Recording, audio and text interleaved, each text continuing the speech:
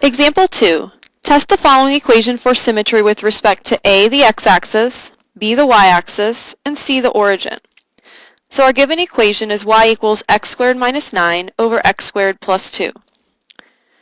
So part A, we want to test for symmetry with respect to the x-axis. So the test we're going to use is we're going to substitute a negative y in for y in this equation and see if we result in an equivalent equation.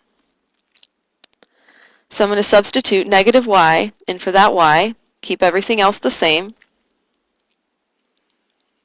Now what I want to do is try to get it back in the same form as it was originally written, so I want to try to get it back into y equals form.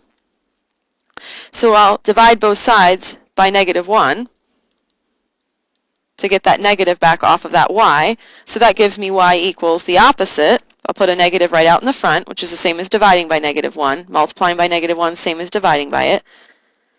So I have x squared minus 9. Nothing changes over here, except that we put a negative sign out in the front. So now I want to compare my new equation to the original.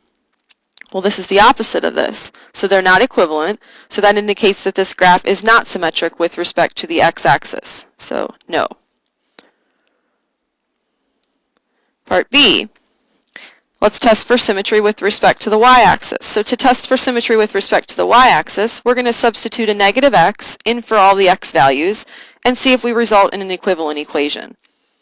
So I'll substitute in here. I'll have my y equals, now I'll substitute negative x. Make sure you're putting negative x in parentheses before you square it there. Same here, negative x, that quantity, squared, plus 2. So now when we square negative x, that just comes right back to x squared. So we have y equals x squared minus 9 over x squared plus 2. So now if we compare these two, they're the same. We did result in an equivalent equation, and we can mark that here. These are the same. So that indicates that yes, this graph is symmetric with respect to the y-axis. Part C, let's test for symmetry with respect to the origin.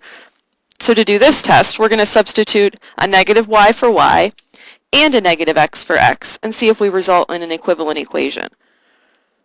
So I'll have negative y equals, now again I'll substitute my negative x, making sure it's in parentheses before I square it, because we got to square the negative on the x, not just the x. Negative x squared plus 2. Okay, so now I've got negative y on the left. My negative x squareds, again, just go right back to x squared. Now I want to get it back into this, try to get it back into the same form as it was given. So I'm going to divide both sides by negative 1 to get that negative off of the y. So now I have y equals negative out in the front, x squared minus 9 over x squared plus 2. So once again, if I compare my new function, my new equation here, negative x squared minus 9 over x plus 2, that is not the same as the original, it's the opposite. So that means that this graph does not have symmetry with respect to the origin.